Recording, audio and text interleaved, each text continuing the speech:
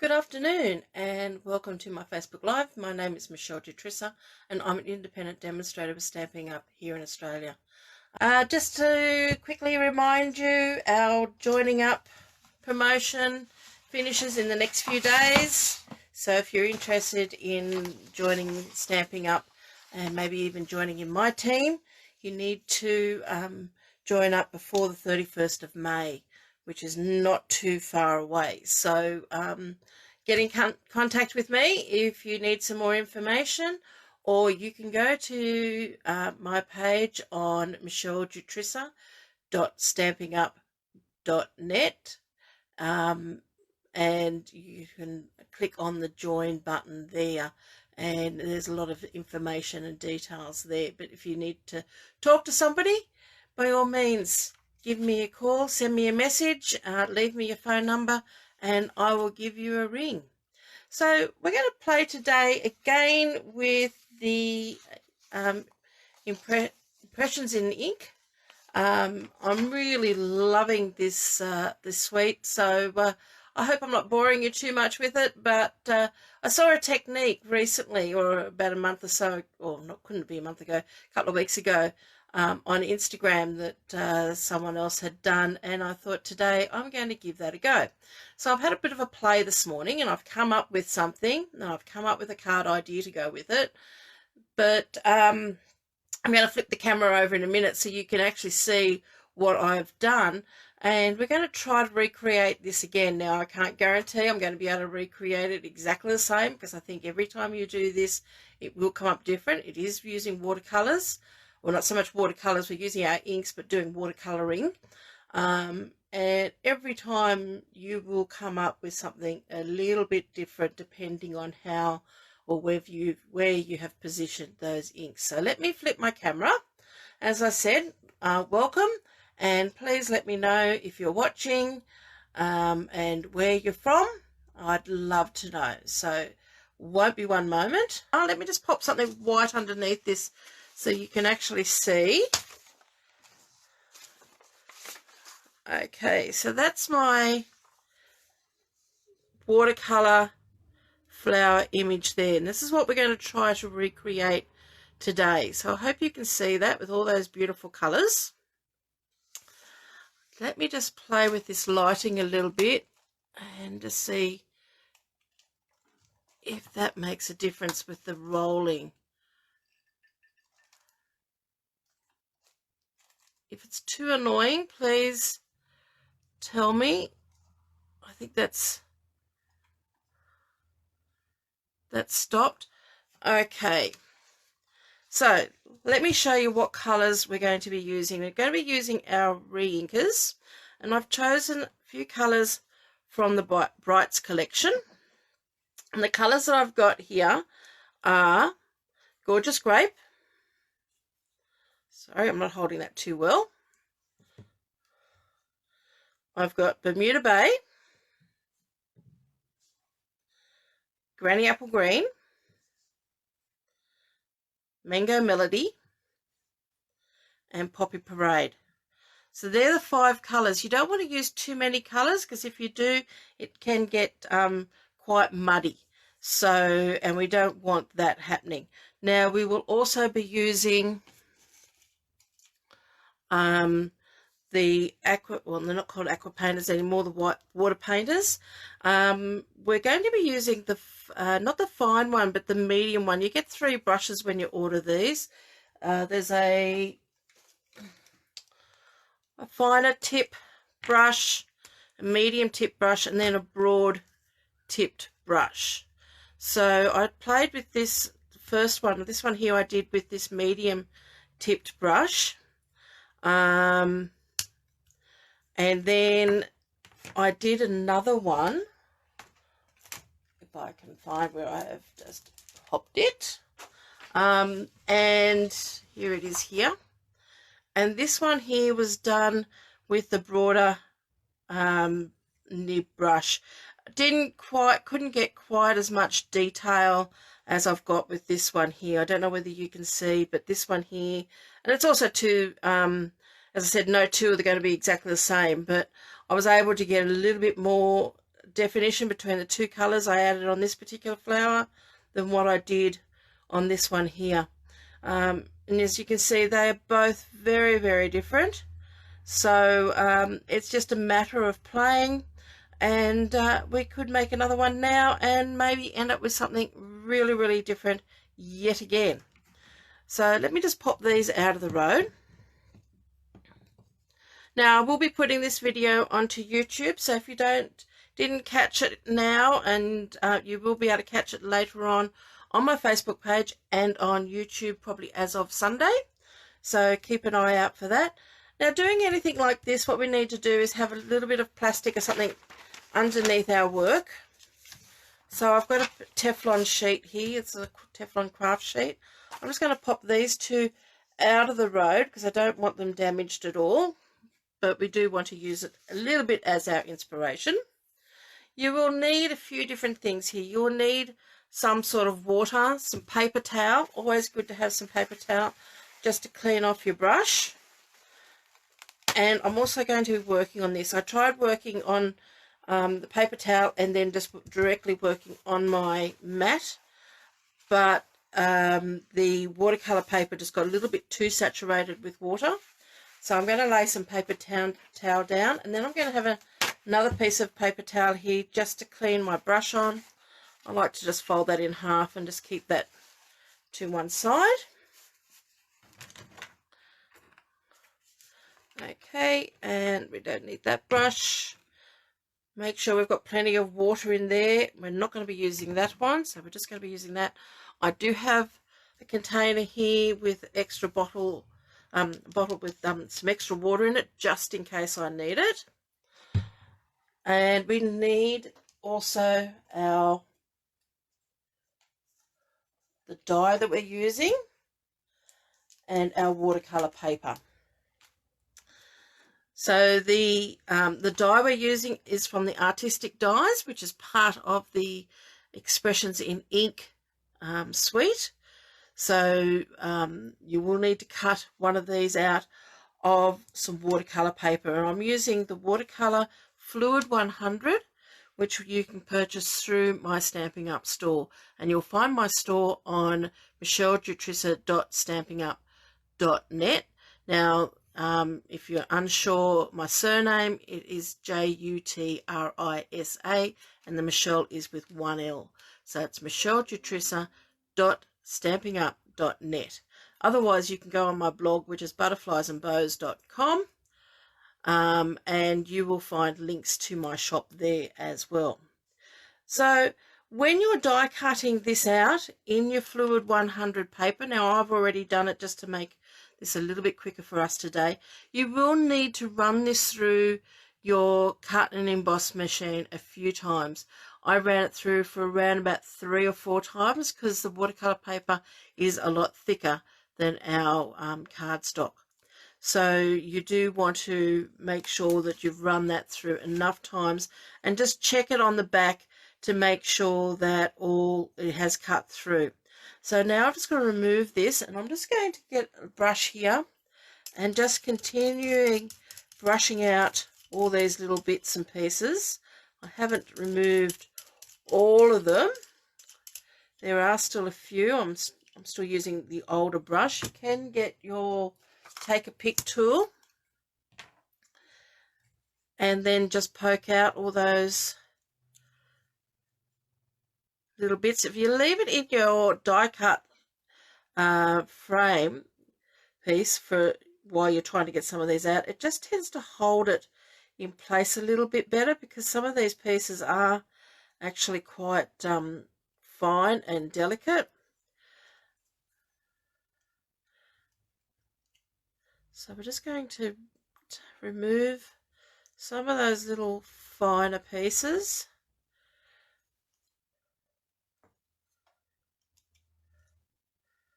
This does take a little bit of time and a little bit of patience just to work through it. I might actually take that apart now.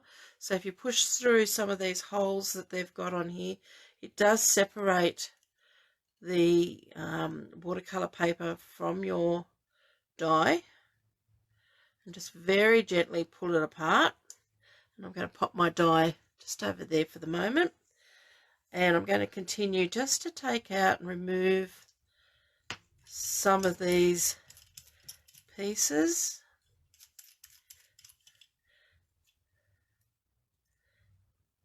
If you don't get them all out now, don't worry too much. You will get them out later on.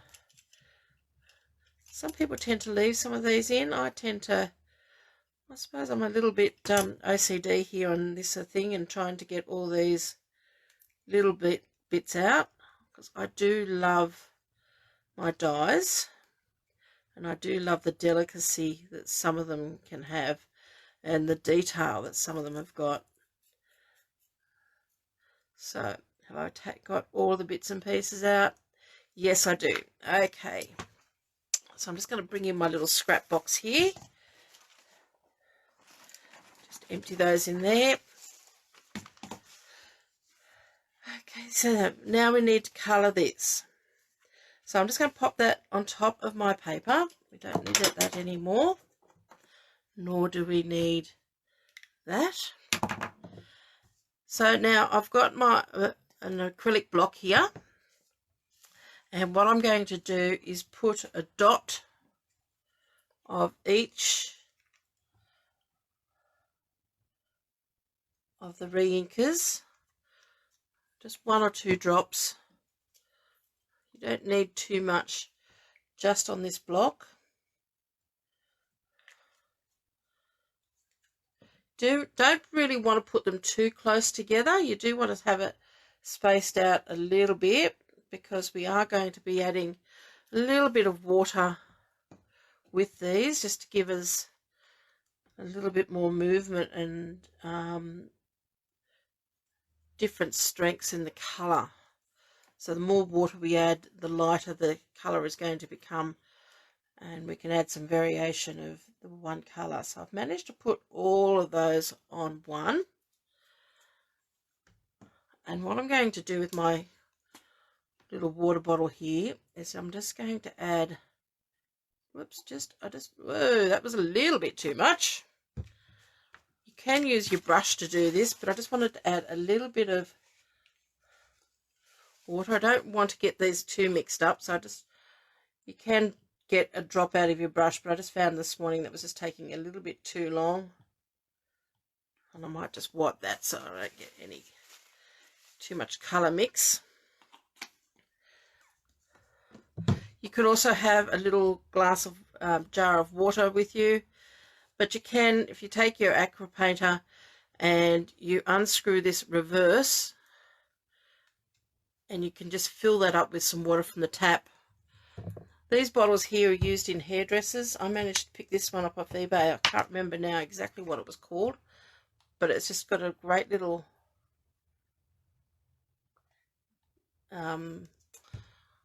bit there that you can just add the amount of water that you want, and then screw this back on, still remembering to go the opposite way that you would normally go. For some reason this screws on back to front. Let's take that out of the road. Knocking everything here. And then if I squeeze the barrel of this painter, the water will start actually dripping out. Okay. So you want your brush to be a little bit wet. And I'm going to start off with this big flower here. And I'm going to just wet it down just a little bit, just so then it's going to absorb some of that ink when I lay it down. Now I do want my colours to blend, so I don't mind if they the greens blend into the Mango Melody and so forth. But I'm going to start off with my Mango Melody. And I'm just going to mix up a little bit of that with the water. I'm just not taking all of it, but I am, and I'm just dabbing that on.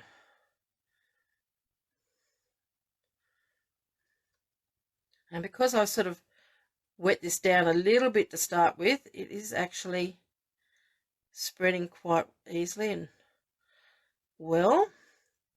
And as I'm working, I'm actually still just very lightly squeezing that because I just still want a little bit of this water to flow through and to help the colour to spread. So I am working fairly quickly doing this.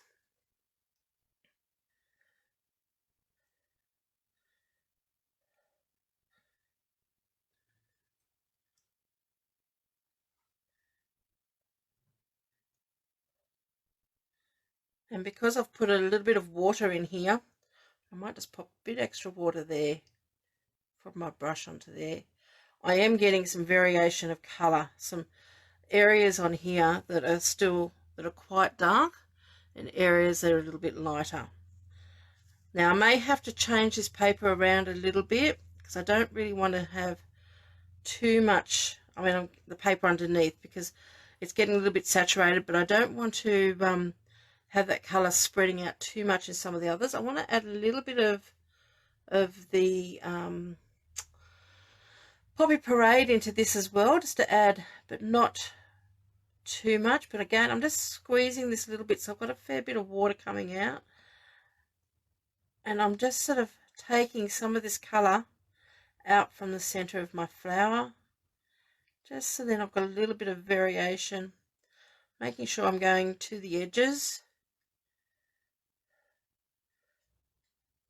So I'm wanting to spread this out as much as I can, and I want to keep everything sort of semi-wet, just so then the colour just sort of flows more naturally rather than just adding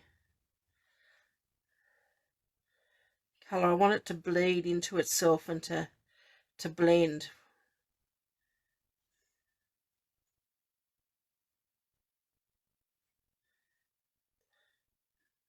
Now once you're happy with that, just leave it and let it dry a little bit. I'm just going to add a little bit more here, because we can come back and add more. So I'm just going to clean my brush off a little bit by just squeezing that water back through the barrel down to the tip. And once I've wiped that and it's coming clean, I know that's clean, and I'm going to go to my Granny Apple Green, and I want these leaves here to be in the Granny Apple Green. Now again, I am just squeezing the barrel of my painter a little bit just to get that water coming through, because I do just want it to blend a little bit. I don't want any sharp lines. Take that colour right up to the tip.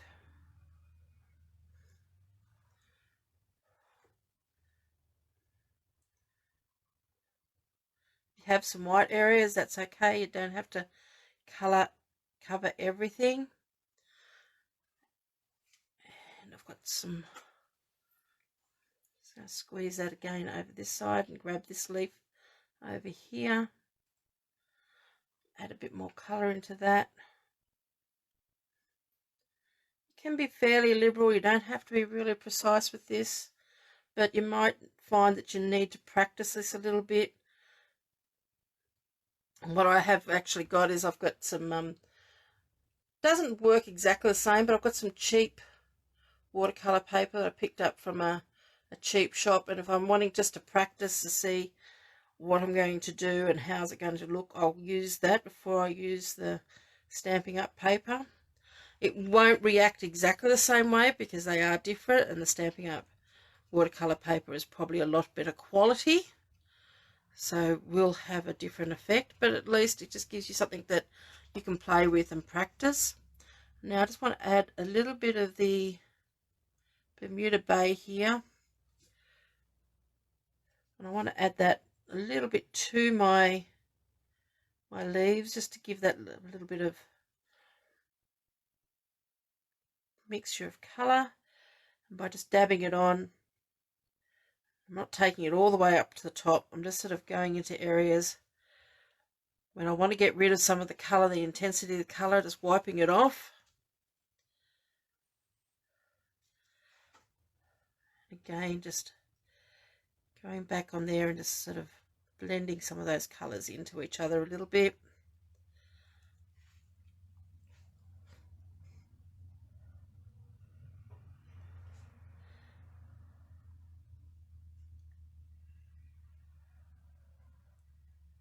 Now these leaves here I'm going to do in the Bermuda Bay.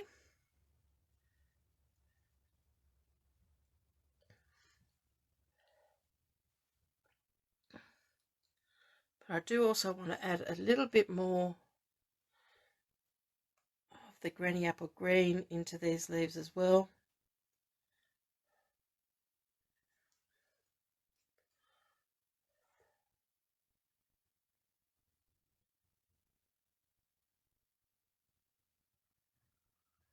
So these bigger leaves here, I've made a majority of it in the Granny Apple Green and then just added the Bermuda Bay as a highlight. But these ones over here, I'm basically doing the opposite.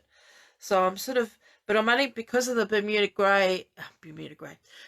Bay is a heavier colour and a darker colour. If you're not careful, it will just overtake the Granny Apple Green. So I put it on fairly lightly, the Bermuda Bay, to start with. And then added my Granny Apple Green, and then coming back and darkening the areas that I want to darken, just because the fact that if it will overtake that lighter colour if I'm not careful. So I might need a little bit more this Granny Apple Green on here.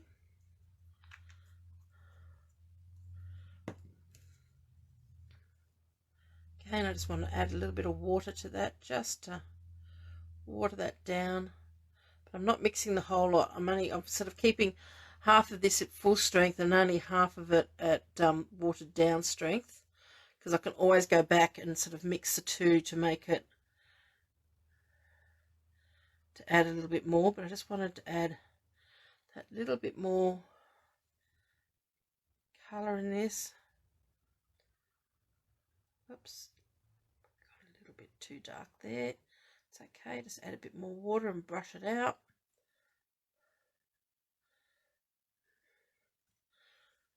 Okay, just clean off my brush again, and I'm just going to turn this around. Rather than picking up my work and turning around, it's just a lot easier to pick up the paper. Okay, just going to water these down a bit.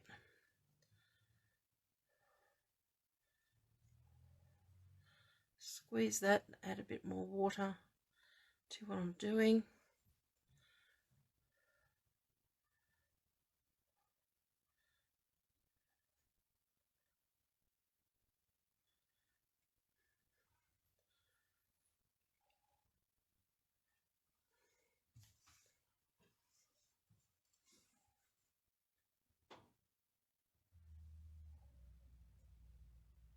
Blending those colours together.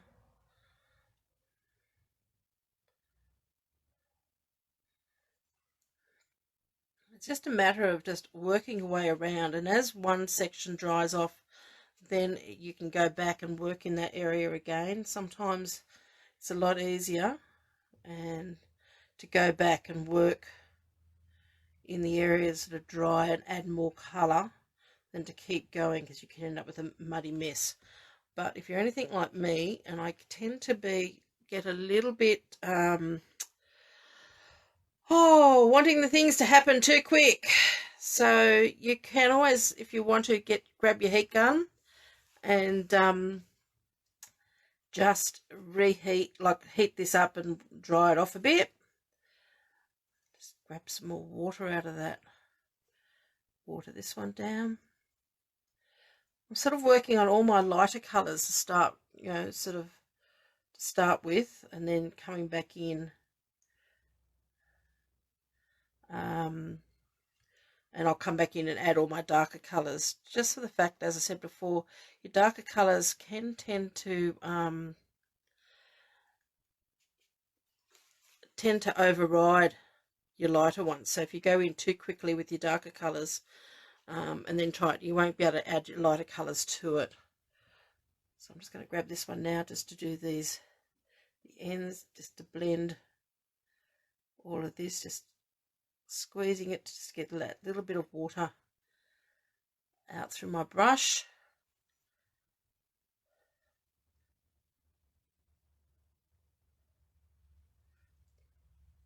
This can be a little bit of a messy business, so Sometimes I tend to end up with ink all over my fingers. I'm not doing too badly today, which is good.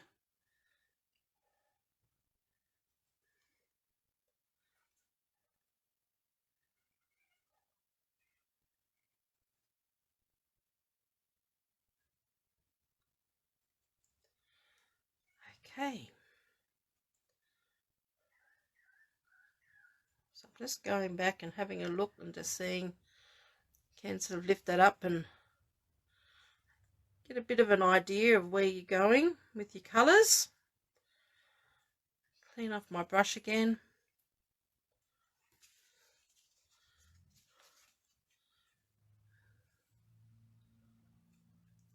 Basically, don't be afraid just to have a go and play with this. I mean, it's not as hard as what it looks. So the next colour I'm going to do is this rose, and I want to add, so I'm taking this section here where I've added a bit of water to the Poppy Parade, and I'm just going to dab that down, put a bit more water into my nib.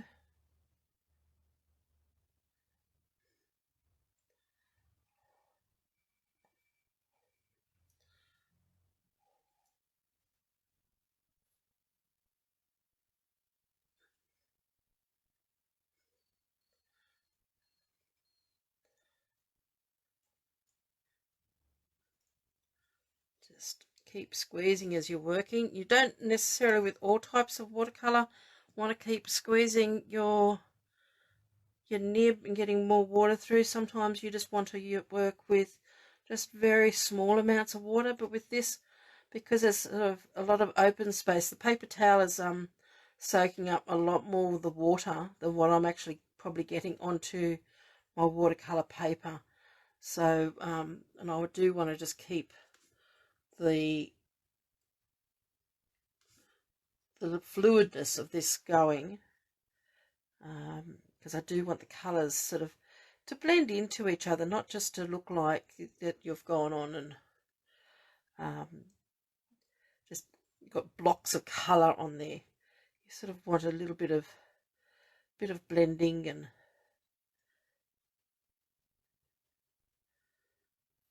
because we are doing a watercolour and we do want that watercolour look.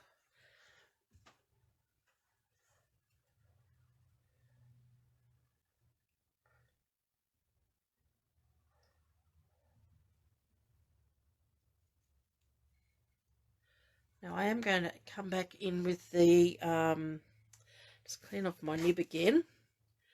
I'm going to add a little bit of that Mango Melody. Just squeeze a bit of water into that. Into here, especially around these edges where I do want them to blend.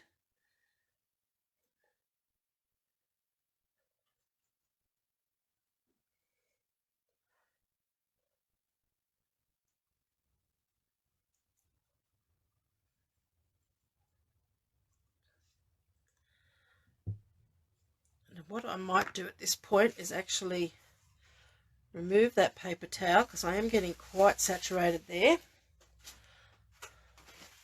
So it's always good to have a full roll of paper towel handy with you.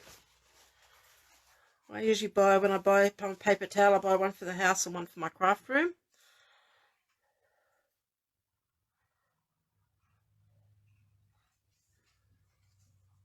And I want to intensify the red in this rose. So I'm just going to add, again, I'm trying to squeeze this because, as I said, a lot more water is actually going into the paper towel than onto my work.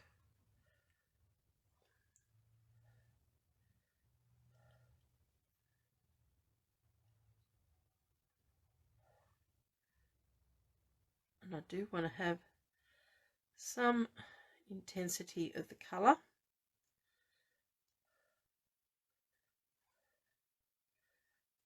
Particularly in the centre of my flower. So I might just let that dry for a little bit now and go on to the gorgeous grape and do the last of the flowers in that. Because when that dries a little bit, I can come back and add some more of my colour.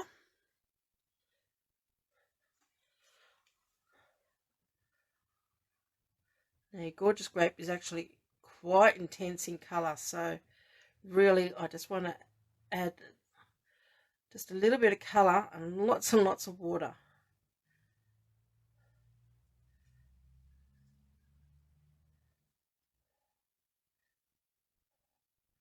Now I am just sort of colouring in a little bit here because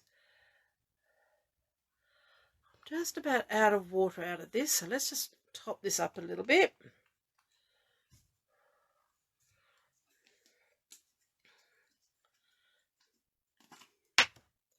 Whoops, don't want to end up putting that. I'm going to pop a little dot of more water in there.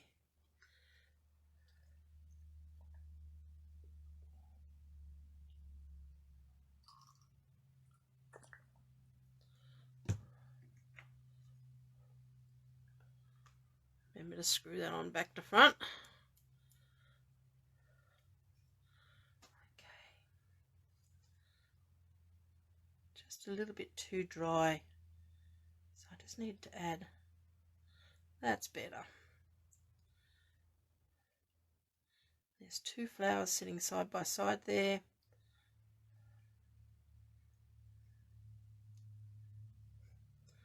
And then we've got one more over here.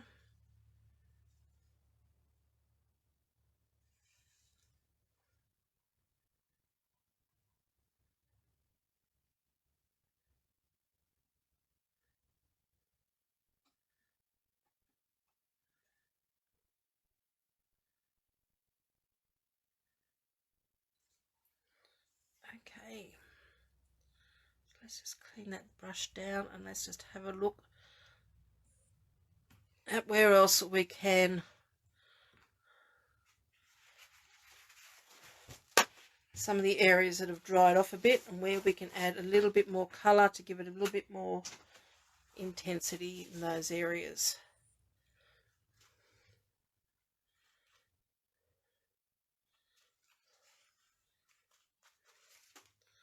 Okay, so let's just move this over to one side and let's just have a look. So I want a little bit more of the red. I might just add some more Poppy Parade. Another dollop just here, just so that I could add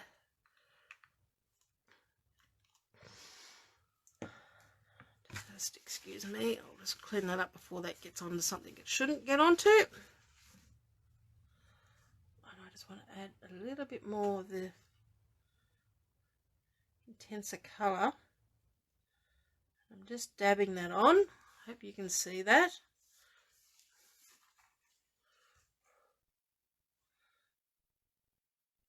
Into those areas there, and I can just bring in a little bit more of the watered down areas just to blend it in a bit. And it's just a matter of keeping on working around until you're happy with your finished, but just letting it dry a little bit before you sort of like you say, okay, as you can see, I'm just going to move that away from there so I can see I've got nice intensity now happening in the center. I just want to bring it out a little bit to my outer edges. Just going to get a bit of water going through that just so then I can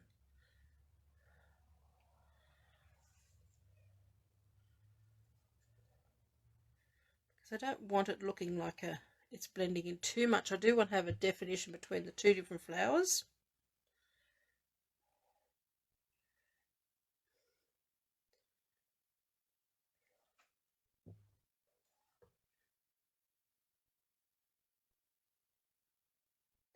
But I do want it to sort of just blend in nicely one from the other too.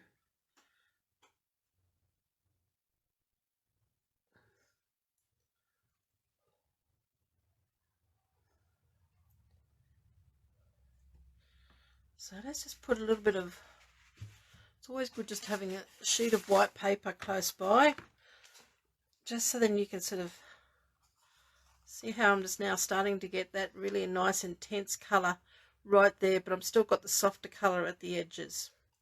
Now I want to do the same with the Gorgeous Grape. I just want to darken those areas towards the center.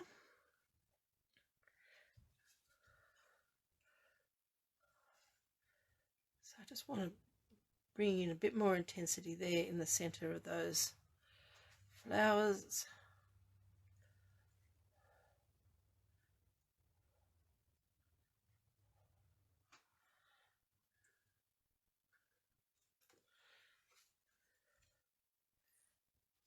So let's have a look at that one to see how that has.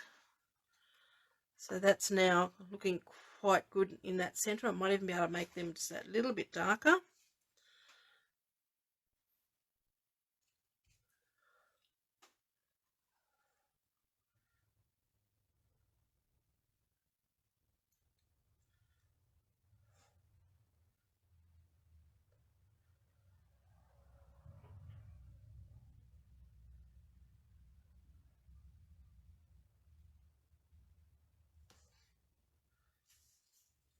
Again, on the same, doing the same thing on this one over here, just bringing in that little bit more colour.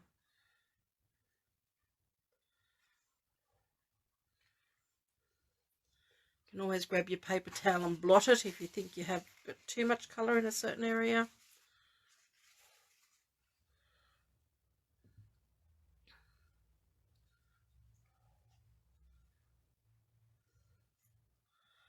And I'm actually quite liking the look of that. That's actually got some really nice colour in it. There's probably just one area there I might just want to add a little bit of, just get rid of some of this.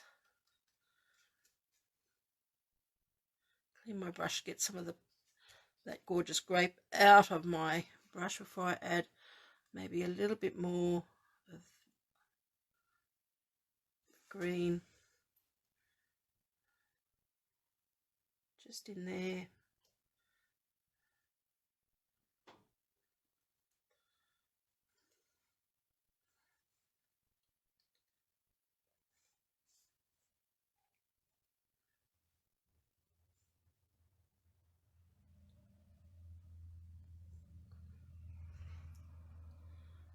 I'm just going around now, just sort of adding a bit of that granny apple green, just a bit more strength up through the tops of it, but still not oversaturating it. But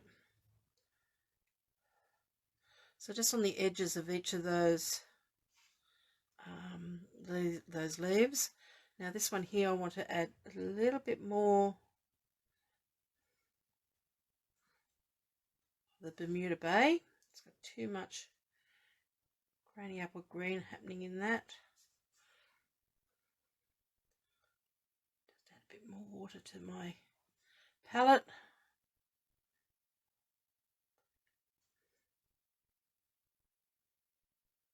Really only want the granny apple green in those leaves to be a highlight rather than take it over.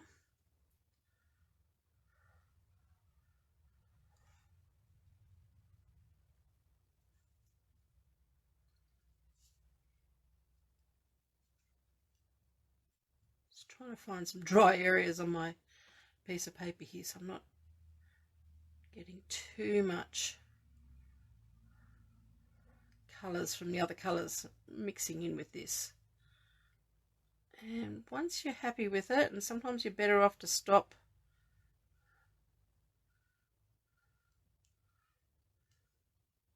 I think we're happy with that now.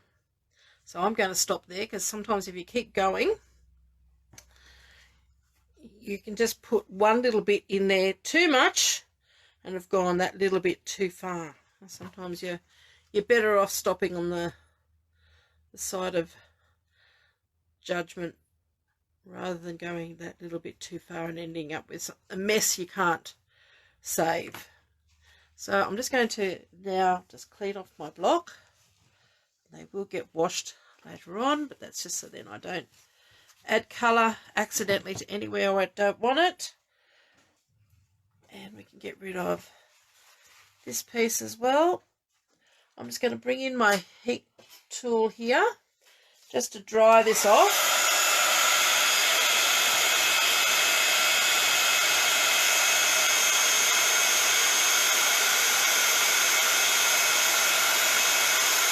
Now it is supposed to be a watercolour. When I look at this, I can see, you know, sort of areas where colours haven't quite blended so well. That doesn't matter. It's not supposed to be a perfect piece.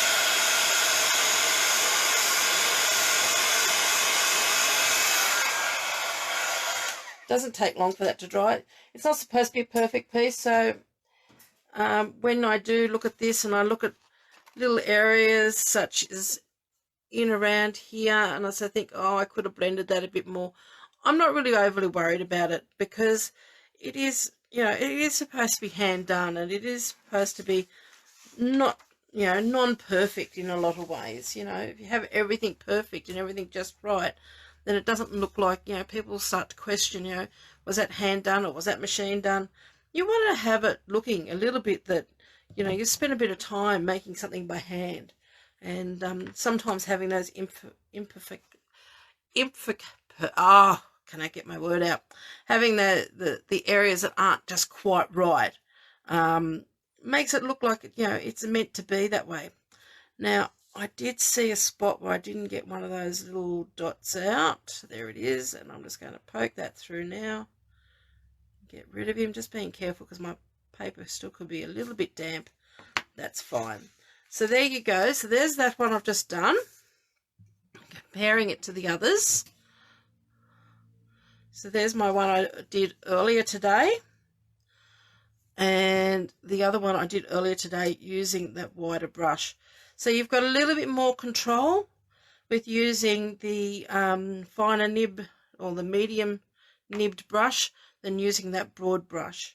I'm actually quite happy with these two. I mean, I'm happy with that one as well, but it is very, very different. So I know that the one I did earlier today is completely dry, so I'm going to use that one. Excuse me. I'm going to pop the other two to one side because they're not 100% dry. They are pretty close, but this one here is dry. And let's make this up into a card so you can see what it's going to look like as a finished object. So what I've done is I've pre-cut a lot of this just to make time a little bit easier for us. So I've got a piece of thick Whisper White, and I've cut this 10.5 centimetres by 29.9, which is half of your A4 sheet. So just remember, if you are watching in America and using the letter cardstock over there, you're just looking at half a sheet. So I've just cut half a sheet lengthwise, and then I've scored this at 14.9 centimetres. So again, with your letter one, you just need to score it halfway. So that's our card base. Then the difference with our card mats, I've actually taken the piece of Poppy Parade, and I've cut this half a centimetre smaller. So as I said, my card base is 10.5 centimetres wide. My Poppy Parade, I've cut it 10 centimetres wide. So once I've folded my card base in half, that's 14.9 because that's where we scored. This piece here is half a centimetre smaller, so which is 14.4. If you're using this, making this in an imperial, in the American, then you would actually have it, I think it's 1/4 inch narrower.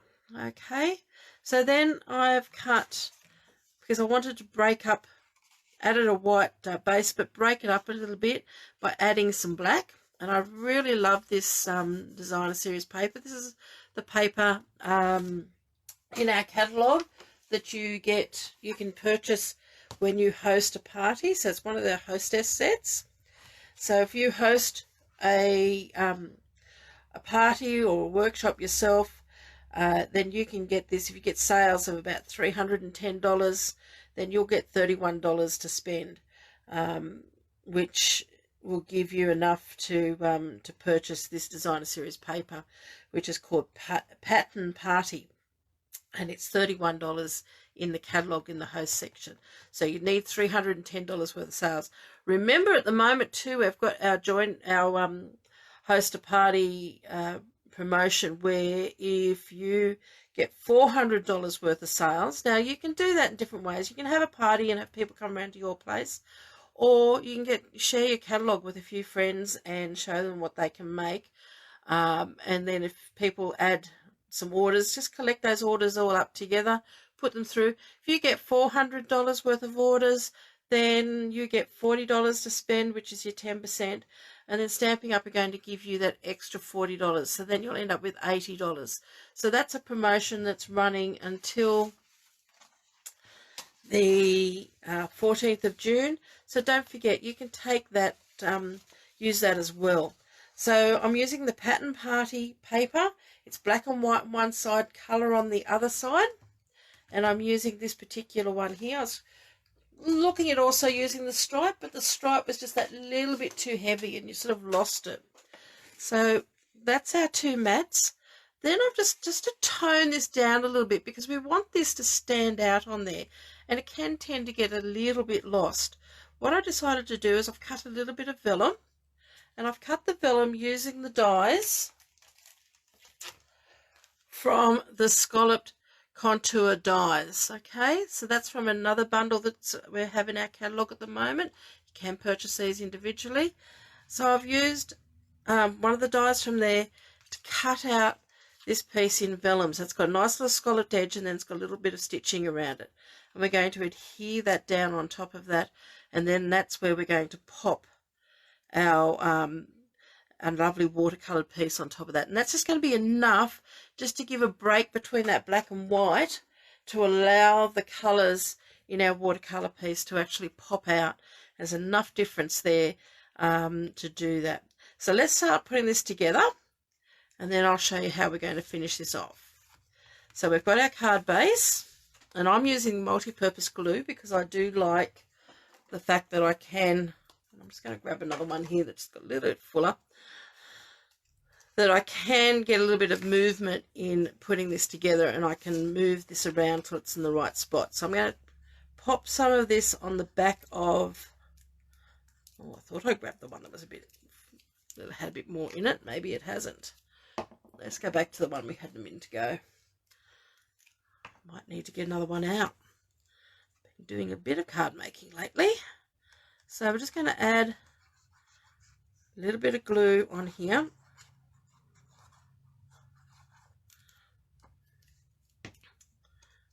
And adhere that to that Poppy Parade mat. Now, I have got a bit of slip on there, so I can actually move that into the position that I want.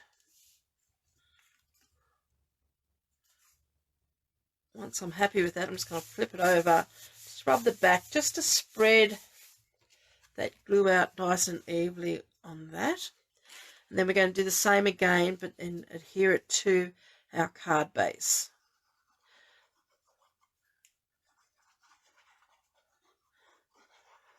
So when you have a look at any of my blogs, I sometimes put up the instructions for each of these cards.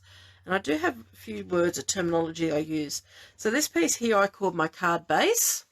Then we have our mat, which is our Poppy Parade. And then our card front, which is the beautiful Designer Series paper that we've got there. So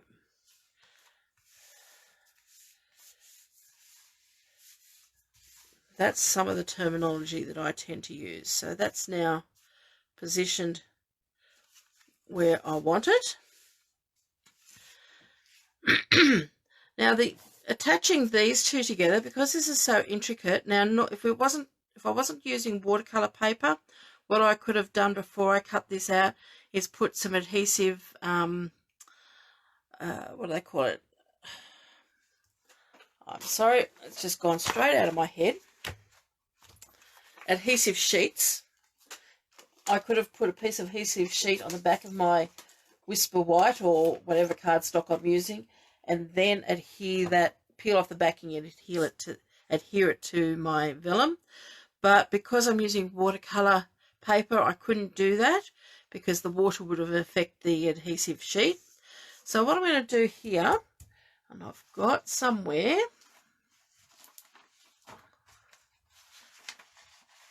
I've got my silicone sheet here. So I'm going to pop my silicone sheet down. I'm going to pop that face down on my silicone sheet. And I've just found another little piece that can be just popped out. And I'm going to squeeze a little bit of glue there.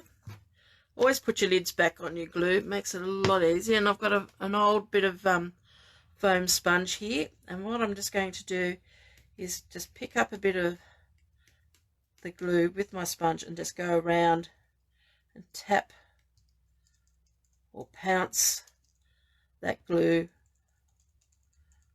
all over the back of my die cut piece. Now there are going to be some pieces of this which is going to overhang my vellum die cut because it is a little bit narrower, and that's okay. I just want to make sure I've got good coverage in the glue on this, and by using your silicone sheet, your work doesn't stick to your work surface. And also too, once the glue is dried, you can just rub that off, so it makes it very easy to clean. So let me just move that out of the road, and I'm just going to work out where I want to adhere this and push that down. So now I've worked out where I wanted it to sit on my piece of vellum, and I'm just adding some pressure onto that. Now you could put an acrylic block onto that to sit there for a couple of minutes. Use a good size one just to let that stick and adhere. There's enough weight in that would allow that to happen, but I think that's going to adhere quite well there. Now you've got to be very careful when you're adhering down your vellum, because if you use your glues on the back of that, you can see. So the glues will actually show through your vellum. You need to hide it behind your work somewhere. You can hide it behind any of your diamantes or anything you're going to adhere onto this. I like to put my glue behind whatever I'm going to stick on here, and that's why I've actually put my die cut on here first. So now I can see where I can pop my glue. So I'm just going to go and just pop a little bit of glue in some of these spots. You could also use your glue dots if you want, but I'm just using the back of my design here just to sort of work as an area to hide where I'm dabbing my glue. So I'm just putting little bits of glue, but I'm actually putting quite a bit behind there, but not way too much. So once you've got enough of that on there, and it's just little spots of glue, I don't know whether you can see that, it's just a little bit of a dab of glue every now and then we can adhere that to the front of our card.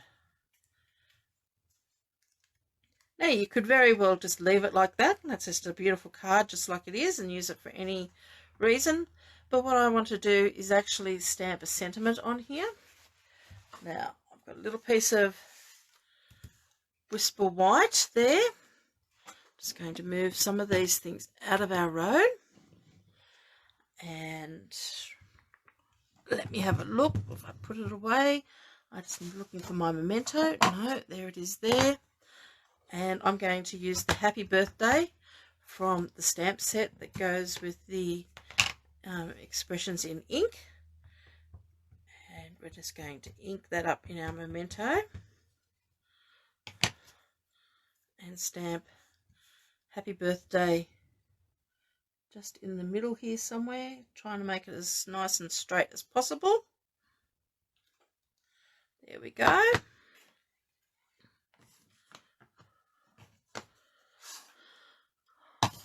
Now we need to trim this down a bit because I don't really want it that wide. So I'm going to get my paper trimmer and I'm going to trim this down. So I'm going to pop that through and I'm going to cut off one side. Now if you find that that's too too thin and you can't maneuver that too well, grab yourself a piece of a post-it note, just like the one I've got here, and you can make a handle and attach that onto there, and that gives you a piece there now that you can actually position that where you want it to go, and line that up. Now I usually try to find a point on my trimmer, and here I'm using the edge of the clear plastic piece to line up my words on the other side of it, and hopefully I've got that all nice and straight and cut.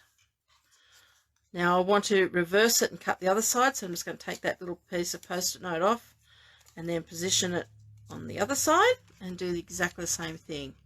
So I'm just going to line it up, lining up my edge visually.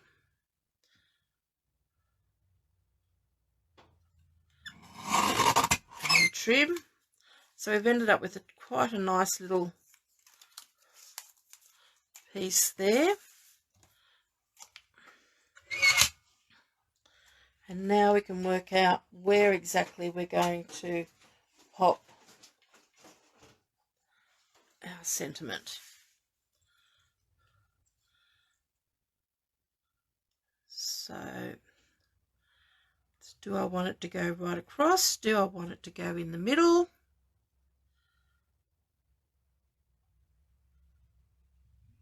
And I think I might actually put it there in the middle. So I'm just going to draw a little line there and a little line there. Grab my scissors. You could also use, actually your paper trimmer might be better off. Get a nice straight cut.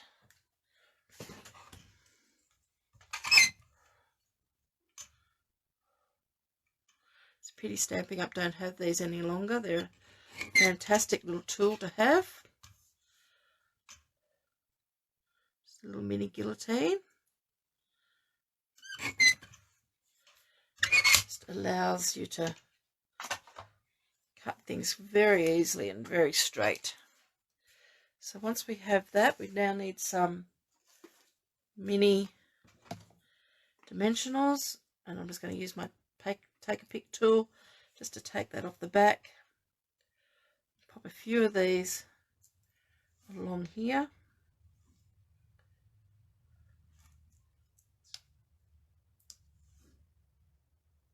Probably use about 4 on this just to make sure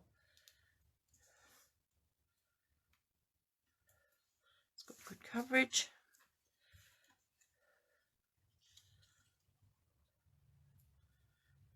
Just peel the backings of these off.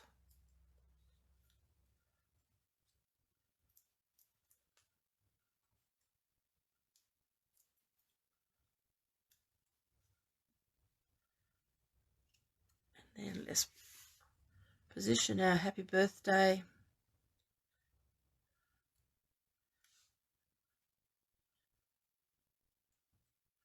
Oops.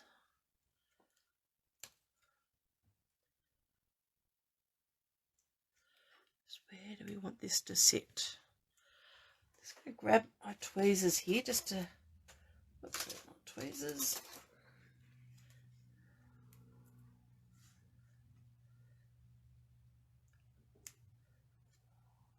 I think just about there is where I want it. And once you're happy with that, just push that down. And there you are. Let's just move some of this out of the road so you can see.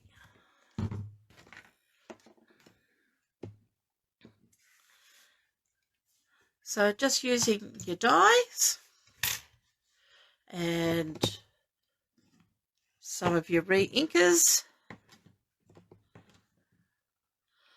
and one of your water brushes, we can create a fantastic card. It wasn't really too difficult to do. A little bit of planning in it, but otherwise a lot of fun and a bit of relaxation. I find this sort of thing very relaxing to do and just a lot of fun. So I hope you've enjoyed my card today. Let me just flip my camera over again. Won't be one moment. But anyway, I hope you've enjoyed my card today. I hope you give it a try, and I'll see you next Friday with another Facebook Live. And remember that these products and everything are linked on my blog, so if you do want to purchase any of them, you can go to my blog and you will find links underneath my blog with all the different items that I have used. Otherwise, if you have any questions or anything like that, just let me know. And if you would like to go to my YouTube channel, this will be posted on my YouTube channel probably as of Sunday. Please like my channel and help me grow my subscribers. And we'll see you next week. Bye for now.